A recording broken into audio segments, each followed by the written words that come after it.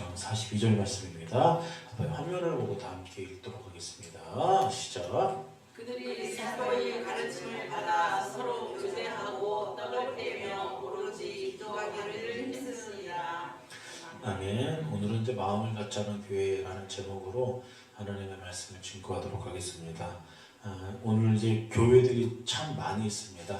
교회 건물들이 여기저기 이제 막 들어서 있고, 이제 뭐 당진도 그렇지만은 이제 경기권이나 서울권 높은 산에 가서 밤에 보면은 십자가가 진짜 많이 보여요. 교회가 그 정도로 많이 세워지고 세워졌다라는 것이죠. 또 이제 교회 형태들도 이제 굉장히 다양합니다. 뭐 여러분들도 마찬가지겠지만은 저도 어렸을 때부터 이제 교회 다녔고, 또 이제 사역을 하면서 여러 교회를 경험하고 이제 섬겼다라는 것이에요.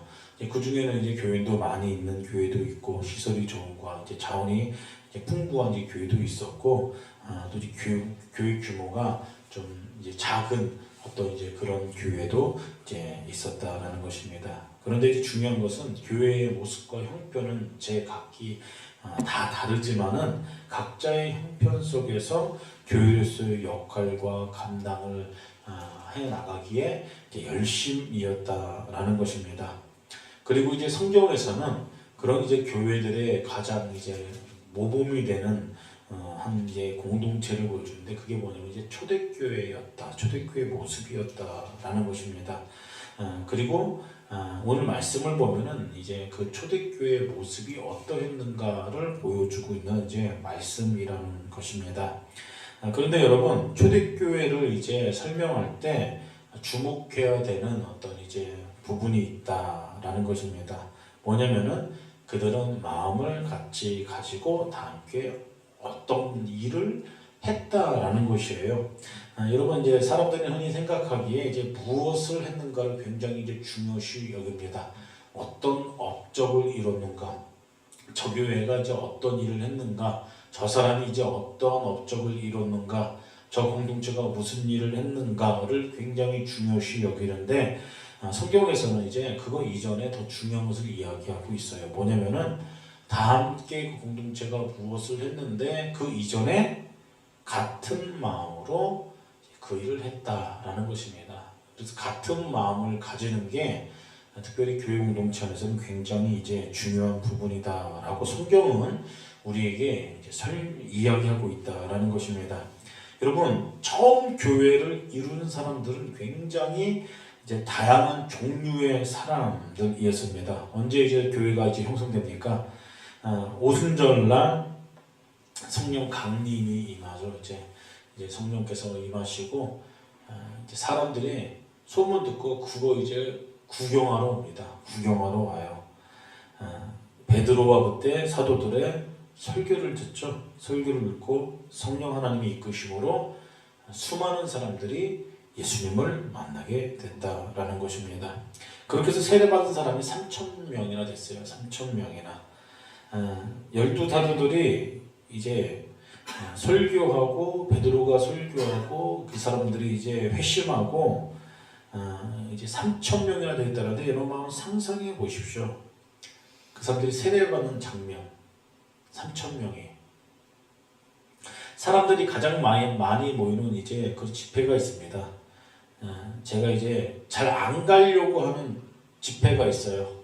뭐 설교를 하던, 찬양 인도를 하던, 좀 꺼려하는 집회가 있습니다. 그게 뭐냐면은 군부대 집회입니다. 제가 별로 가기 싫어요. 이유가 뭘까요? 제가 신의 아들이기 때문입니다. 군대 안 가서 그렇다고요. 그래서 이제 군대에 대한 생리나 어떤 뭐 그런 거 잘 몰라요. 뭐 가보질 않았으니까. 그래서 한편으로는 미안해요. 군대 안 간 사람이 이 장병들한테 이제 무슨 설교를 할 수 있을까? 그래서 이제 요청이 들어오면은 다 뺍니다. 다른 분 보내세요. 그리고 다음에 하겠습니다. 하다가 딱 3번 가봤어요. 3번 군부대 집회. 한 번은 한 300명 모이는 그런 집회를 가봤고, 한 번은 이제 한 500명 정도 이제 모이는, 아마 그때 세례가 세례식이 있어서 세례 이제 안수하러 갔었을 거예요. 가장 큰 거는 이제 한 3,000명 모이는 집회 가서 설교한 적이 있습니다. ROTC 장병들 모여갖고 이제 연무대죠, 우리가 연무대 그쪽에서 이제 가장 큰 홀에서 이제 집회 인도한 적이 있는데, 아무튼 할 때마다 죄송스럽고 뭔가 미안한 마음이 들었던 겁니다. 근데 이제 막 500명 모여서 이제 세례를 주고 군장병들이 3,000명 모인 것은 앞에서 보는데 장관입니다. 여러분 상상해 보십시오. 3,000명이 세례를 받는 모습을 상상해 보시길 바랍니다. 얼마나 큰 장관이겠어요. 여러분 이제 세례 받는 모습 생각하면 요즘 이제 생각하는 이제 그런 세례 생각하시잖아요. 근데 옛날에는 이 당시에는 세례가 아니라 침례였습니다. 침례.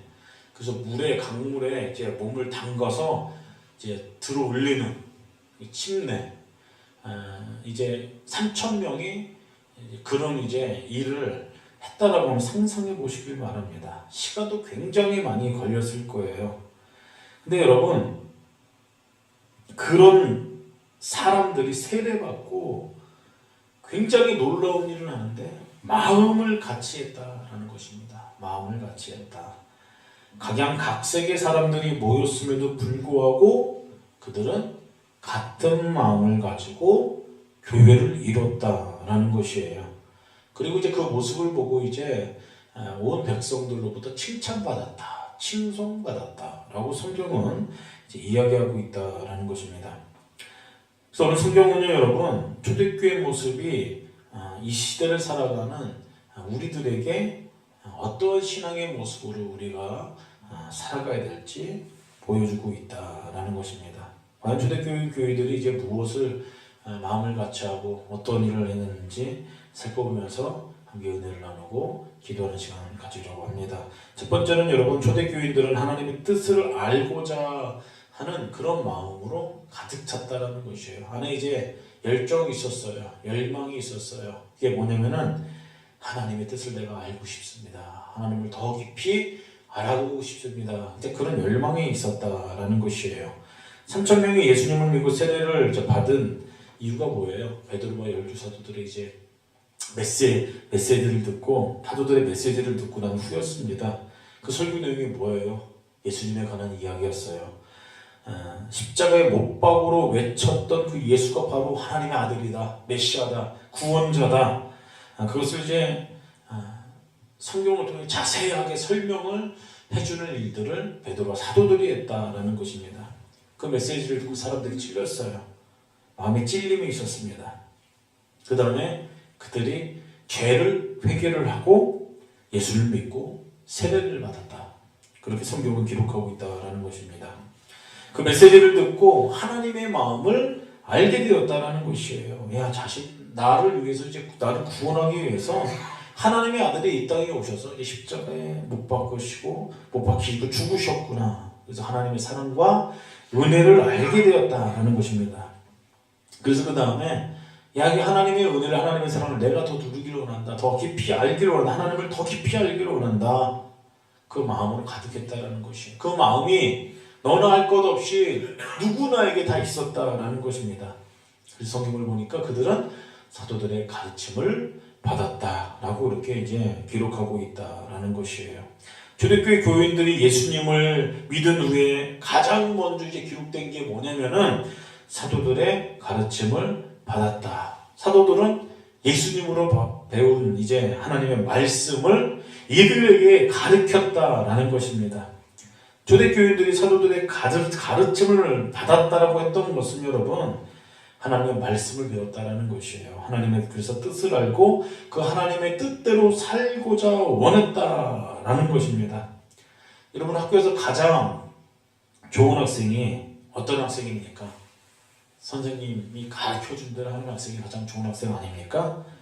이제 억지로 가르쳐야 되는 그런 학생이 아니라 스스로 알고자 하는 그런 이제 의욕을 가지고 있는 학생이 이제 좋은 학생이라는 것이에요.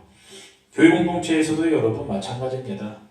하나님 기뻐하신 하나님의 자녀, 성도가 어떤 성도냐면은 내가 하나님 더 깊이 알기 원합니다. 내가 말씀을 더 깊이 배우길 원합니다. 하나님이 어떤 분인지, 하나님의 뜻과 섭리가 무엇인지 내가 알기를 원합니다.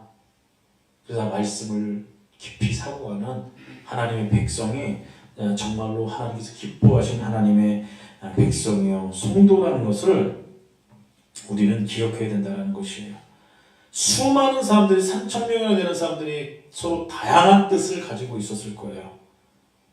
근데 그들이 같은 마음을 가진 까닭은 사도들의 가르침을 받아 하나님의 말씀으로 마음이 하나가 되었다라는 것입니다.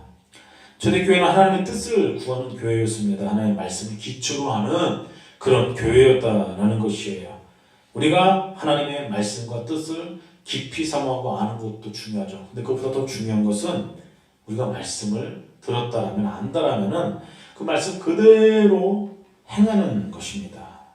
그대로 행하는 것.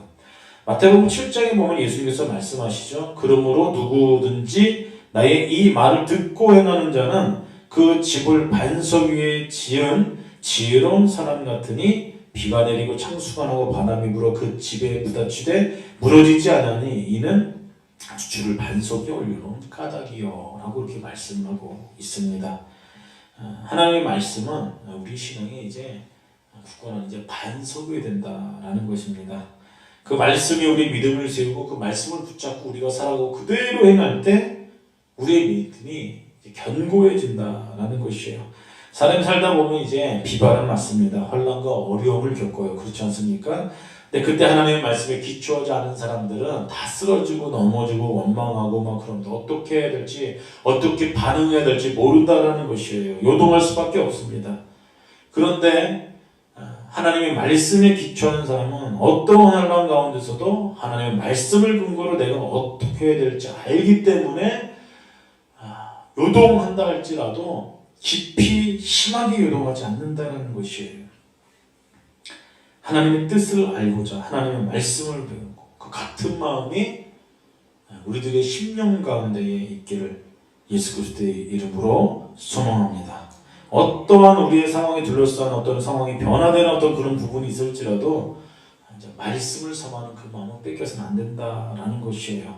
제가 수요일에도 말씀드렸습니다. 이제 하나님의 말씀을 명령, 규례, 법도라고 이렇게 설명하는데 이게 하나님의 말씀을 표현하는 건데 그중에 이제 규례에 대해서 제가 말씀드렸던 거 기억나실 것입니다. 규례의 뜻이 뭐라고 했어요? 색이다. 색이다. 몸에 무지색이잖아요. 그 무지색이면 지워져요? 안 지워져요? 안 지워지잖아요. 못 지우잖아요. 그렇듯이 우리의 마음 가운데에 하나님의 말씀을 새기는 것이 하나님의 말씀을 새기는 것 그게 규례입니다. 규례. 말씀을 새겨서 어떻게 해야 돼요? 이 말씀 붙잡고 내가 살아가겠습니다. 그런 의지가 담긴 것 아니겠습니까? 우리가 하나님의 말씀을 사모하고 그 말씀을 붙잡고 힘있게 살아갈 때 우리는 하나님께서 기뻐하시는 그런 인생으로 신앙의 삶으로 또한 교회 공동체로 굳건하게 세워진다는 것을 우리는 기억해야 된다는 것이에요. 두 번째는 여러분 초대교회들은 이제 기도하는 데 힘썼다라는 것입니다. 기도하는 데 힘썼다. 거기에 마음을 쏟아붓다라는 것입니다. 사람들은 저마다 마음을 쏟아부는 일이 있습니다. 이제 사업에 이제 마음을 쏟아붓고 직장 생활하는데 마음을 쏟아붓고 자녀들을 양육하는데 마음을 쏟아붓고 또 건강을 위해 이제 어떤 거 어떻게 하면 더 건강해질까 고민하고 거기에 또 마음을 쏟고 자녀들은 어디에 마음을 쏟아요? 요즘 다 막 게임하는데 막 정신없잖아요. 아이들이 거기에 마음 쏟고 여러분들은 어떤 일에 마음을 쏟아붓고 계십니까? 성경에서는 하나님의 자녀라면은 교인이라면은 힘쓸어야 될 것을 두 가지가 있다. 그 이제 초대교회 성도들을 보면서 가르쳐주고 있다는 것입니다. 그 하나는 뭐냐면은 기도하기를 힘썼다라고 성경은 이야기하고 있고 그리고 날마다 같이 마음을 하여 성전에 이제 모이기를 힘썼다라고 그렇게 성경 기록하고 있다는 것입니다. 이게 다 모두 이제 기도에 힘썼다라는 이야기예요. 교회가 성령의 임재를 통해서 마가의 다락방에서 이제 시작되어졌습니다. 마가의 다락방에서 그들이 모일 만한 교회 건물이 이제 그 당시에 따로 있었던 것이 아니에요. 그래서 그들은 성전에 모여서 하나님의 말씀을 듣기도 하고 함께 기도하기도 하고 거기에 힘썼다라는 것입니다.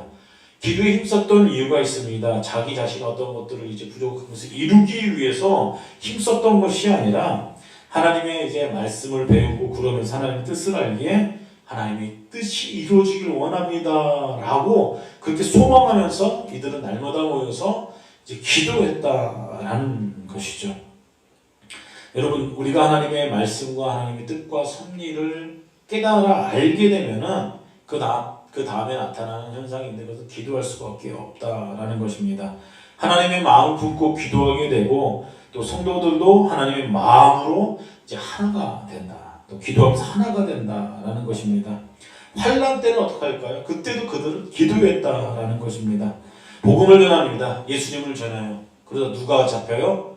베드로가 잡힙니다. 베드로가. 근데 감옥에 잡힙니다. 공회원들 잡혀서 감옥에 이제 갔는데 그때 교회가 했던 일이 있어요. 교회가 뭘 했어요? 함께 모여서 기도하는 일을 했다라는 것입니다. 그래서 여러분 어려운 일 닥칠 때 이제 교회가 해야 될 일이 있습니다. 그래서 함께 모여서 이제 기도하는 일이에요. 기도하는 일.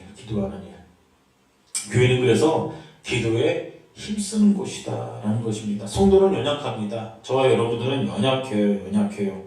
그런데 기도하는 성도들은 하나님께서 역사하시기 때문에 강할 수밖에 없다는 것입니다.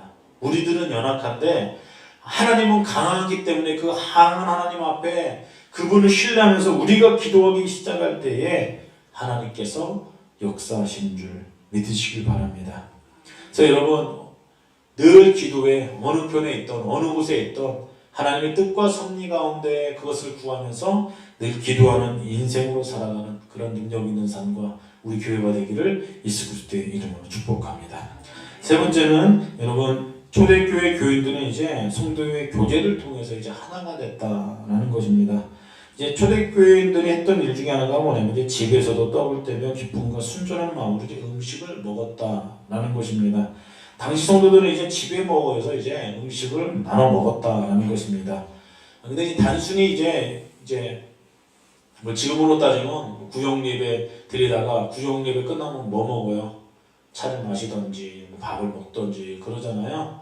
그럼 이제 어떤 사람들은 그럽니다. 이제 밥을 먹어야 분위기가 좋아진다. 이제 밥을 먹어야 이제 교회다. 뭐 그런 분들이 있어요. 참 성경을 모르는 분들입니다. 그거는 이제 제가 맨날 얘기하잖아요. 딴 데서도 그렇게 할 수 있습니다. 밥 먹는 거는.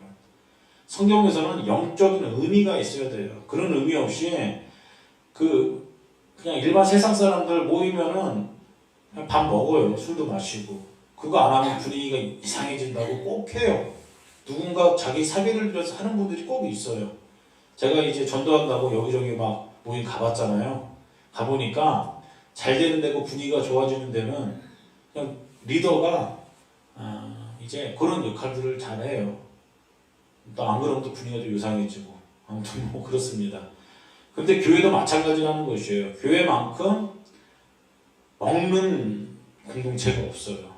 예배 끝나고 밥 먹고 뭐 따로 모여서 밥 먹고 뭐 그러지 않습니까?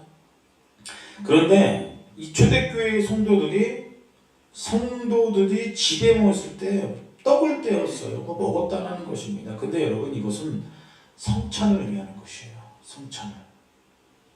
떡을 떼면서 뭘 기념해요? 예수 그리스도의 십자가 사건을 기념하는 일을 했다라는 것입니다. 초대교회 성도들이 먹고 마셨다는 것은 여러분 예수님을 기념했다라는 얘기예요. 기념했다라는 얘기예요. 그리고 그 성찬은 또 함께 교제로 이어졌다라는 것입니다. 그래서 기쁨과 순전한 마음으로 음식을 나눴다라는 것이에요. 음식을 나눴다. 예수 그리스도 안에서 이것을 통해서 참 교제를 나눴다. 이게 이제 핵심이라는 것입니다. 성도들은 떡을 떼는 성찬을 통해서 깊은 하나님의 은혜를 누렸다라는 것입니다. 그래서 예수 그리스도의 지체로서 한 몸으로서 하나가 되는 일을 그 일을 통해서 너나 할 것 없이 경험했다라는 것입니다.